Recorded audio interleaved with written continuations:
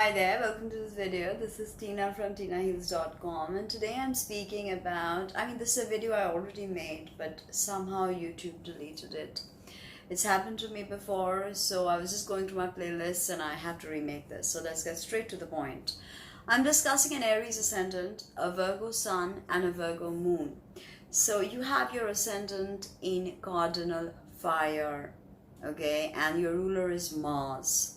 Mars is a red planet of sex, lust, action, strife, war, passion.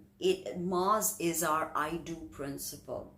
Without an empowered Mars, we cannot achieve anything in life. And for you, the position and placement of Mars, the aspect it makes, the house it occupies, dispositions, will tell you the whole story because Mars is your ascendant ruler. Now you have your Sun Moon conjunction in the 6th house in Virgo. 6th house is a house of health and hidden enemies, everyday work. It's a problematic house. 3, 6, 8, and 12 are problematic houses. So you have your Sun Moon conjunction in your 6th house of health and hidden enemies. So yes, this can be problematic. This could also mean that the health of your spouse can be challenged, okay, because the moon and the sun can mean husband and wife as well. Conjunctions are good, so that's not too much of a problem. Virgo is mutable earth, feminine, and the ruler is Mercury.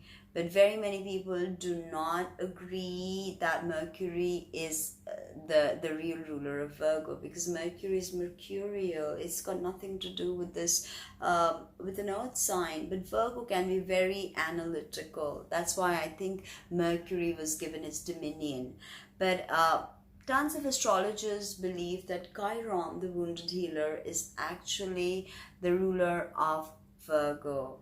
And Chiron basically was the teacher, an astrologer, a divinator of the gods. And he was very sacrificial because he took Prometheus's place and sacrificed himself and lived in excruciating agony every night. Okay, it was all about healing. But he did not become a healer because he had a wound. He was always a healer. Okay, that's how he started. And remember, with Chiron, it's a wound you cannot heal, but through the integration of this wound you can teach very many people. And Virgo, if anything, likes to be of service, likes to be industrious. So now the ascendant is the degree of the zodiac rising on the eastern side of the horizon at the moment of your birth, and the sign on which it falls is your rising sign. So for you, this is Aries, and this is how the world perceives you. The ascendant is kind of like the armor you wear. It's the Jungian persona. It's how you interface with the world. So when you walk into a room with that purposeful Aries stride and the edgy look in your eyes, and those edgy eyes, and those, tempestuous, restless, volatile, Aryan, Martian energy, people can see you are a go-getter. People can see you say it how it is. You don't care who it hurts. You're not afraid of eye contact. You're ready to stare down an enemy. You're more than excited to chase someone. 5 signs are all passion, passion, passion. Now, you have to understand that you need compassion.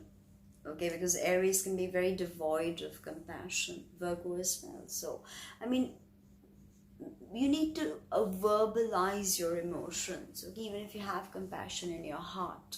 Now, you are the archetype of the pioneer, the initiator. So you are ready to trailblaze into directions most won't, because you are ready to go places normal people won't. You have tremendous energy and tremendous curiosity. You're the infant of the zodiac, so with infancy comes a selfishness, a streak of selfishness. So the goal of Aries should be enlightened selfishness, as eminent astrologer Stephen Forrest puts it. So figure out how you want to channel the selfish streak within, and then you can truly become the trailblazer you're meant to be, you know. Also remember that when the soul is born in the agitating fires of Aries, it is ready for a new directionality. It's screaming for a new directionality. Think of what happens when the sun enters Aries. It is the promise of renewal. It is rebirth time. It's springtime, okay? Everything is fresh. Everything is youthful. That is the Aries energy. And okay, Aries rules the head, so it's a very important part of your being. So you have very well defined, sharp features, okay, and as I said, this very restless energy about you. Very many Aries people, they tend to wear their hair short, even if they are women, because they just find it more functional and practical. And even women have more squarish bodies, more testosterone in them, and tremendous energy. Now,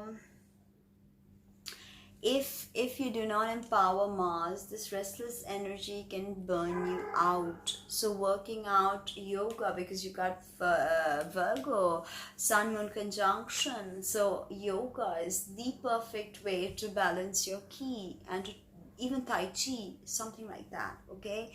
Now, remember that as Aries rules the head, you can, if your Mars is problematic or other sixth house issues, you can have ENT problems, glasses, sensitivity to gum and teeth, hair can be thinning, so much fire, you know.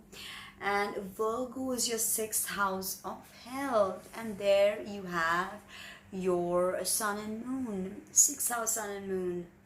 And sixth house, I said, house of health, and Virgo is the Virgin, and Virgo rules your digestion as well as your nervous system. So if you're anxious, nervous, you're worrying away, your sun moon are there, you're worrying away all the time, you're stressed out, you're judging everybody too harshly, then in that state, if you eat, if you're not balanced, if you're not alkaline enough, persistent migraines, chronic headaches, acne, and all of that can happen. So when Mars is hitting your personal planets and making hard aspects, be careful of guns, heavy machinery, and driving under the influence, road rage. You can get quite angry, because with Aries ascendant, you know, there's always this volatile Martian anger building. Now, let us understand Virgo, and Virgo is the archetype of the servant, and it's all about service. It deals with our physical body, and it deals with healing. That's why Chiron was actually given. I mean, a lot of astrologers are now wanting Chiron to have dominion over Virgo, not Mercury. Although we can see why Mercury has been given the dominion of Virgo. It's because Virgo can be so logical, so practical, so analytical, and they love being industrious.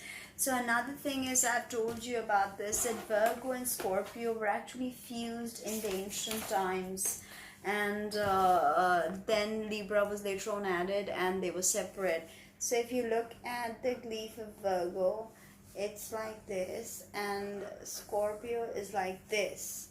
So Virgo's finally about the earth and our physical body. Okay, you can see it is how we organize ourselves. It's how we are industrious. Now the moon is a very private part of us. It's how we emote. It's our emotions, our feelings, our imagination, our ESP, our mother, our childhood, our everyday habit patterns. And the sun is the opposite. It's our father. It's our goals, our vitality, our leadership, how we shine in the world, our inner magnetism. It's how we want the world to perceive us. So you want the world to perceive you as industrious, helpful Virgo. Now Virgos are very helpful. If you call them up at 4 in the morning, they're not gonna, give you soppy advice or cry with you. They'll just be very, very practical, because that's what they like to do. They like to be practical. Now remember, with Virgo, Virgo was the first sign of the zodiac. Actually, it was an Aries. And Virgo is a sign of the mother. Virgo the virgin doesn't mean a woman that is unsullied. Virgo the virgin in ancient times used to mean a woman who belonged to no one. And we know in the ancient time women were property, okay, and they were property, but priestesses. They did not belong to any man. They would have fertility rites with the king to ensure that the king was blessed by the goddess. Okay, so there is a tremendous sexual energy which is out to serve the world. These people can be very powerful sexual healers or body workers with your Sun Moon conjunction in your 6th house. Because Virgo represses sexuality. Virgo is like, wants to be so functional that somewhere they lose that wildness that Scorpio had. But Virgo is very sexual, but keeping it repressed is not going to work. Of course, the placement of Mercury is going to show many things, and we'll be able to understand very many things by how Mercury is positioned, because Mercury rules Virgo. But we still have to understand that Virgo is essentially about perfecting the physical body, because you understand that the Christ, or the Christos, or the Krishna principle resides in the body. So professions for you would be healing, but take care of your parents' health. And if you have a spouse, they could be chronically unwell, especially with hard aspects to your moon. Conjunctions, as I said, are very free-flowing. So your parents could have both been in service and both functioning together. 6th house, also the house of hidden enemies, and your everyday life, everyday work life. So you're probably very methodical in what you do, great at completions, because Aries, it doesn't give you the wherewithal to always complete or detail, but your Virgo Sun and Moon is going to give you tremendous concentration if you develop it, and you can become a doctor, you can become an alternate healer, chiropractor, Reiki, all of this, any kind of healing. Think of the polarity of Virgo. It's Pisces. Virgo deals with the physical body, Pisces deals with your spiritual health. So bringing this polarity in focus, because always when you have planets in one sign, the opposite polarity also gets very active, and especially if you have any planets in Pisces, they're going to interact with your Sun and Moon in opposition. But 6th house anyway is a problematic house, but once you understand how your Sun and Moon is giving you structure, you're emotionally very practical, but verbalizing your emotions is very needed. Now you have to understand that Virgo is the last sign of the day, and then we have Libra, which is the equilibrium, okay, and then we have Scorpio, which is descent into the unconscious. So Virgo sort of holds a very beautiful energy within it. It is sensitive, it is concerned with the earth, and Virgos are the yoga bunnies of the zodiac. So as I said, for you, any form of yoga, any form of Tai Chi is going to be super powerful. So I hope you like that. Subscribe, like, comment, share, and let me know what you think. Tina from TinaHeals.com. Hop over to my website if you want reading, or if you want to learn the tarot or astrology, let me know. Thank you.